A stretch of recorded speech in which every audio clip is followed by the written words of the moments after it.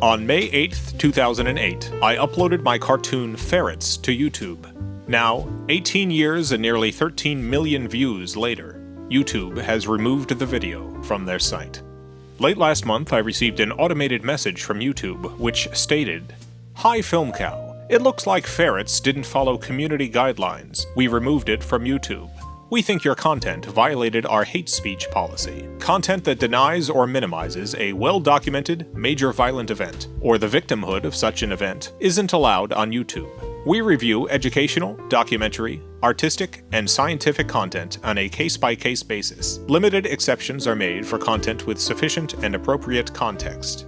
If you haven't seen my cartoon, let me give you a quick rundown. It stars two ferrets. One of the ferrets is sad, and so the other ferret sings a song to cheer him up. Initially, the song is about mundane things: an apple pie, a bright blue sky, a breezy meadow in July.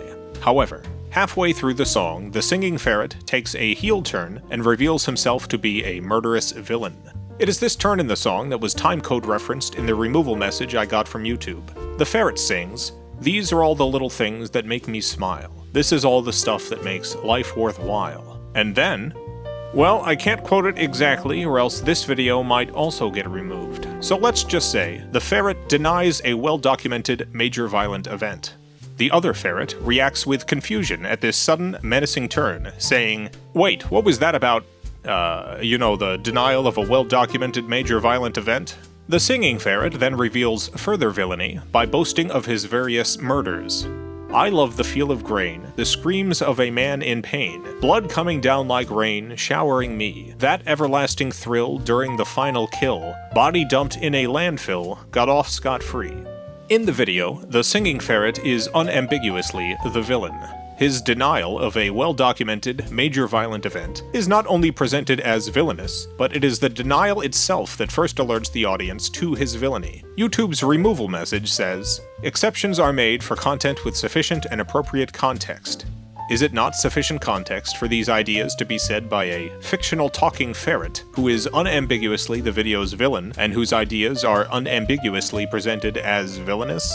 I appealed the decision, but the appeal was denied faster than a human could have watched the video, so I imagine it was denied by some sort of AI moderation system. I also contacted my multi-channel network federator, who did get me an actual human appeal, and that appeal was, unfortunately, also unsuccessful.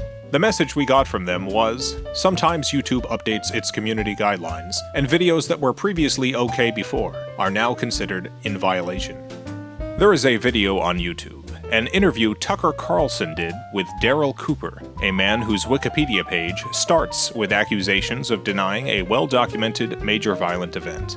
In the interview, Daryl makes the claim, unchallenged by Tucker, that a certain well-documented major violent event was primarily the result of German leadership being unprepared for the number of prisoners they held, and that the final solution was thought to be a more humane solution. YouTube is filled to the brim with denials of well-documented major violent events, and the site does remove some of it. But to me it feels like the removal criteria is not, is this denying a well-documented major violent event, so much as, is this being crass about an advertiser-unfriendly subject? Aesthetics, not ethics. I do not think this is a traditional free speech issue. YouTube is not the government. They have every right to decide what media they want to distribute. I just think some of the ways they're enforcing their policies specifically helps those whose agenda benefits from ambiguity. It helps propaganda and stifles satire and art. I saw a Reddit post a few months back that referenced ferrets. Someone made a post saying they could not remember ever seeing anti-Semitic stuff on the internet back in the 2000s. Like, they just didn't think it was very common. Another poster refuted this, using ferrets as evidence that people in the 2000s were definitely aware of the rise of stuff like, the denial of well-documented major violent events. Art has historical value. It can tell us quite a lot about people's attitudes and feelings towards the issues of their time. Ferrets is an edgy 2000s cartoon. It is not some deep or important political satire, but it does have a clear perspective on the denial of well-documented major violent events, and its perspective is that the denial of such events is evil.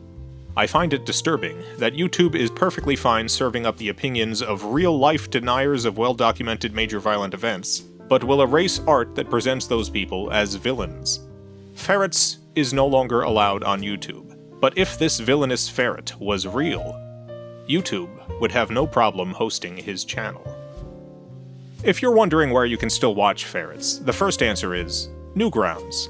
I uploaded it there in 2008, and it's still up and watchable. Another win for Newgrounds. You can also download a very high-quality version of Ferrets via the FilmCow Patreon, alongside 286 other FilmCow videos. All this is available at the lowest tier, literally $1. And if you want to support the channel at a higher tier, now's a good time. The next trading card being mailed out, in memoriam, is Denny from Ferrets. That's right, his name is Denny. Patreon is what allows me to continue releasing new videos every single month, decades after I started. It has helped me survive changes on both YouTube and the independent creative landscape in general. I cannot thank my Patreon supporters enough. Finally, if anyone from YouTube is watching, and you hold within you the powers of restoration, I would still very much like Ferrets to be available on your platform. Millions of people have watched it here since 2008, and I sincerely do not believe it breaks either the spirit or the letter of your community guidelines. There should be a place for art like this on YouTube.